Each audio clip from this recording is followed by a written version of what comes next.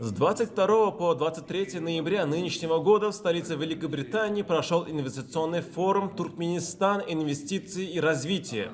Со стороны Туркменистана в форуме приняли участие около 100 представителей, в их числе представители руководства министерств и ведомств, представители Торгово-промышленной палаты Туркменистана, а также частные предприниматели.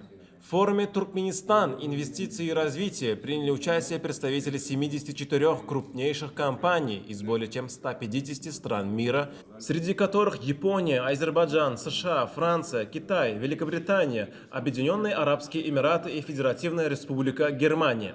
Проведение инвестиционного форума Туркменистана на высоком уровне, а также выступления и двусторонние встречи в ходе форума стали большим импульсом для налаживания сотрудничества в различных сферах.